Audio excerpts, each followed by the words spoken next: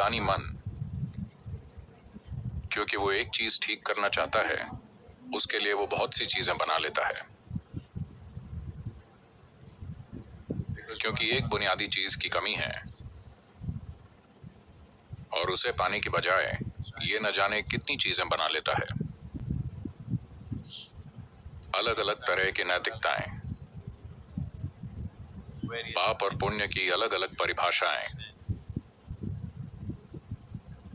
ये सारी चीजें इंसानी मन की ही देन है, सिर्फ उस एक जगह को भरने के लिए जो खाली है।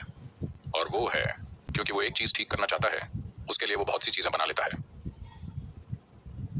क्योंकि एक बुनियादी चीज की कमी है और उसे पाने की बजाय ये न जाने कितनी चीजें बना लेता है। अलग अलग तरह की नैतिकताएं, पाप और पुण्य की अलग अलग परिभाषाएं, ये सारी चीजें इंसानी मन की ही देन है, सिर्फ उस एक जगह को भरने के लिए जो खाली है। और वो है उस दिव्यता से जुड़ाव जो हमारे अंदर ही धड़क रही है। क्योंकि उस जुड़ाव की कमी है, उसकी भरपाई के लिए हम बहुत सारी चीजें बना रहे हैं। पुण्य क्या है, पाप क्या है, अगर इस पर बहस करें तो मुझे यकीन है कि हर इंसान की अपनी राय होगी कि पुण्य क्या है, पाप क्या है, और वो भी अपनी सहूलियत के हिसाब से, है ना?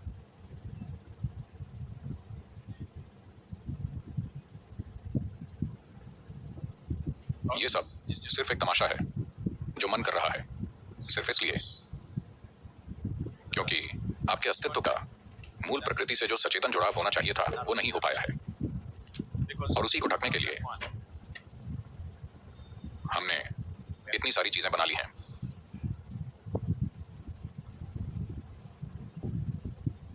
एक बार रविवार की सुबह एक संडे स्कूल में संडे स्कूल टीचर बड़े जोश में थे और उन्होंने सोचा कि आज इन छोटे बच्चों को कोई अच्छी चीज सिखानी चाहिए। तो वो पुण्य के बारे में बता रहे थे। और फिर उन्होंने कहा, आज सुबह जब मैं चर्च आ रहा था तो मैंने देखा कि दो लोग एक गधे को बहुत बुरी तरह पीट रहे थे। मैंने जाकर उस गधे को मार खाने से बचाया। बताओ ये कौन सा पुण्य था? तो पीछे बैठे एक छोटे से बच्चे ने खड़े होकर जवाब दिया, भाईचारा।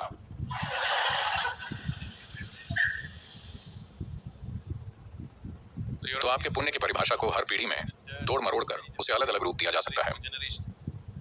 नैतिकता की परिभाषा, पाप और पुण्य की परिभाषा समय के साथ बदलती रहती है ना? जो आज हमें सुविधाजनक लगता है हम इसे वही रूप दे देते हैं।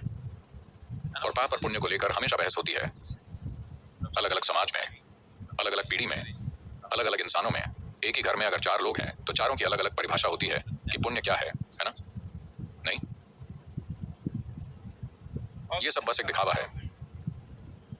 नैतिक होने का मतलब है, नैतिकता का मतलब है आप आध्यात्मिक दिखने की कोशिश कर रहे हैं। जो चीज भीतर से स्वाभाविक होनी चाहिए आप उसकी एक्टिंग कर रहे हैं।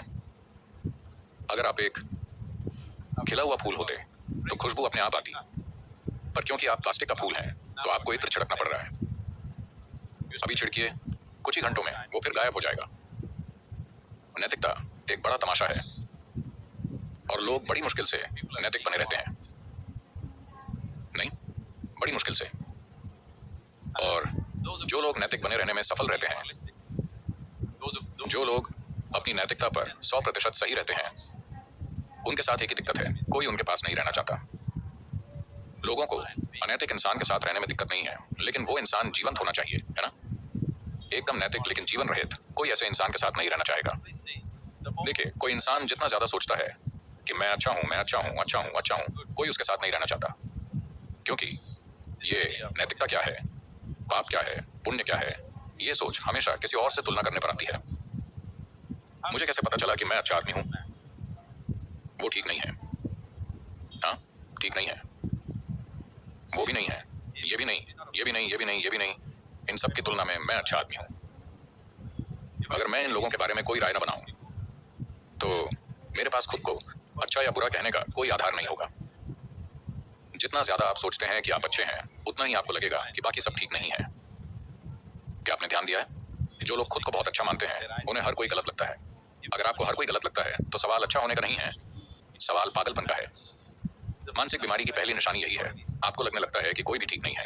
आप ये जानते हैं, मेडिकली भी मानसिक बीमारी की पहली निशानी है, आपको लगेगा कोई भी ठीक नहीं है। किसी अमेरिकी लेखक ने कहा था, मुझे नाम याद नहीं है, उन्होंने कहा, इस दुनिया में सब अजीब हैं, सिवाय तुम्हारे और मेरे। तुम भी थोड़े अजीब लग रहे हो। तो कोई भी ठीक नहीं है आपके अलावा। अगर कोई भी ठीक नहीं है तो यह साफ तौर पर पागलपन है। यह कोई नैतिकता या पुण्य का मामला नहीं है। तो पुण्य का मतलब यह नहीं है कि आप किन्हीं नैतिक नियमों का पालन करें। सबसे बड़ा पुण्य यह है कि आप जीवन के साथ तालमेल में हैं। आप खुद जीवन बन गए हैं। क्या मैं जीवन नहीं हूं? नहीं। आप बहुत ज्यादा मन बन गए हैं, बहुत ज्यादा भावना बन गए हैं। आप जीवन नहीं हैं। और जब मैं कहता हूं कि आप बहुत ज्यादा मन बन गए हैं, तो आपके मन की सामग्री आपकी नहीं है। अगर आप ध्यान से देखें तो पाएंगे, यहाँ आपके पिता हैं, यहाँ आपकी माँ है, यहाँ टीचर हैं, यहाँ दोस्त, यहाँ दुश्मन। अंदर पूरी एक भीड़ बैठी हुई है और उल्टी सीधी चीजें कर रही है। हाँ, जब आपके अंदर इतने लोग हों तो चेतना का कोई सवाल ही नहीं है। भीड़ कभी सचेतन नहीं हो सकती, केवल एक व्यक्ति ही सचेतन हो सकता है। If you carry a crowd of people in your head, the chances of you being conscious are super remote. अगर आपके सिर में एक भीड़ बसी है तो आपके सचेत रहने की संभावना बहुत कम हो जाती है। तो पूरी आध्यात्मिक प्रक्रिया बस यही है, मानसिक क्रियाकलाप से हटकर जीवन प्रक्रिया की ओर जाना। क्या आप जीवन हैं जिसके पास दिमाग है, या आप दिमाग हैं जिससे जीवन जुड़ा हुआ है? पहले इसे तय करते हैं। क्या आप जीवन हैं जिसके पास मानसिक क्षमता है, या आप दिमाग हैं जिससे थोड़ा जीवन जुड़ा हुआ है? आप जीवन हैं, है कि नहीं? एक बहुत ही जोशीले बायोलॉजी टीचर ने देखा कि क्लास के सारे बच्चे बहुत ही उदास बैठे हैं, तो वो कुछ करना चाहते थे। वो गए और टेबल पर चढ़कर सिर के बल खड़े हो गए, और वो ऐसे ही सिर के बल खड़े रहे और बच्चों को मजा आया। वो सब देखने लगे। फिर उन्होंने सिर के बल खड़े रहकर ही पूछा, जरा देखो तो मेरा चेहरा लाल हो गया ना? बच्चों ने कहा हाँ। फिर वो नीचे उतरे और बोले, देखो, जब मैं सिर के बल खड़ा था तो मेरा सारा खून सिर में चला गया और मेरा चेहरा लाल हो गया, लेकिन जब मैं पैरों के बल खड़ा होता हूँ तो ऐसा नहीं होता। क्यों? तो एक छोटा बच्चा खड़ा हुआ और बोला, क्योंकि पैर खाली नहीं है।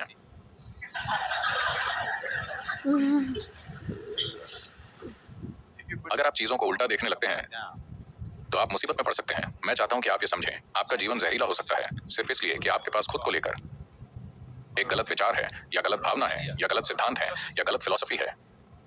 तो आपको कैसे पता चलेगा कि कौन सा विचार सही है या गलत, कौन सा सिद्धांत सही है या गलत? आपको नहीं पता। कोई चीज पर्याप्त जहरीली है या नहीं, इसका पता केवल उसे पीकर ही लगाया जा सकता है। उसके बाद हमें पता चलेगा, आपको नहीं। हाँ, हम जान जाएंगे कि यह काम करता है, आप नहीं जानेंगे।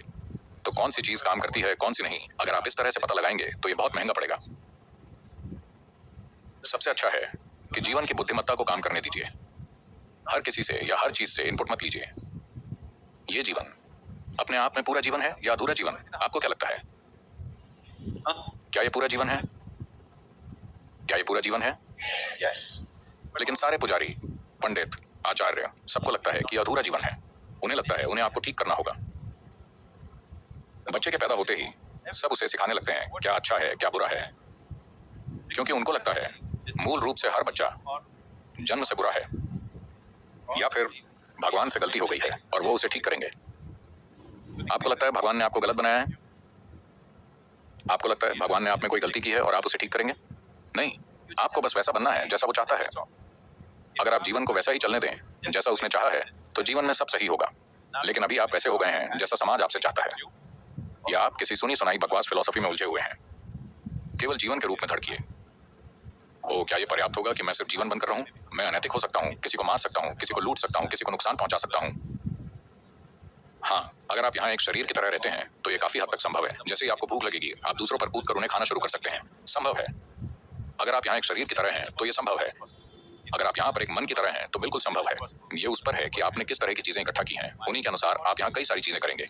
लेकिन अगर आप यहाँ बैठकर बस एक जीवन की तरह स्पंदित हों तो किसी और को नुकसान पहुंचाने का ख्याल भी आप में कभी नहीं आएगा। किसी को सिखाना नहीं पड़ेगा, नुकसान मत पहुंचाओ, ये मत करो, वो मत करो। जब आप यहाँ शरीर या दिमाग के रूप में होते हैं, सिर्फ तभी आपको बताने की जरूरत होती है कि दूसरों को नुकसान ना पहुंचाएं। अगर आप यहाँ जीवन बनकर जीते हैं, जीवन के रूप में स्पंदित होते हैं, तो आप देखेंगे कि आपको किसी नैतिकता की जरूरत नहीं है, किसी शिक्षा की जरूरत नहीं है, किसी पवित्र उपदेश की जरूरत नहीं है। अगर आप यहाँ बैठे हैं तो आप बिल्कुल ठीक हैं। इस जीवन को जो करना है वो आप वैसे भी करेंगे, जो नहीं करना है वो आप नहीं करेंगे। और अगर आप जीवन के रूप में स्पंदित होते हैं तो आप साफ समझ जाएंगे कि आपका जीवन व्यक्तिगत नहीं है, ये ब्रह्मांड की हर चीज से जुड़ा हुआ है। इस सच्चाई से आप बच नहीं सकते। अगर आप अपने दिमाग से बहुत ज्यादा उलझे हैं या शरीर से बहुत ज्यादा जुड़े हैं, तभी आप खुद को अलग महसूस करेंगे। लेकिन अगर आपका जुड़ाव जीवन प्रक्रिया से है, न कि शारीरिक प्रक्रिया से या मनोवैज्ञानिक प्रक्रिया से, अगर आप अपनी शारीरिक या मानसिक प्रक्रिया से बहुत ज्यादा जुड़े हुए नहीं हैं, अगर आप यहाँ बस जीवन के रूप में बैठते हैं, तो आप इससे चूक नहीं सकते कि आपकी जीवन प्रक्रिया के लिए कोई सीमा नहीं है। ये हर जगह से घट रही है।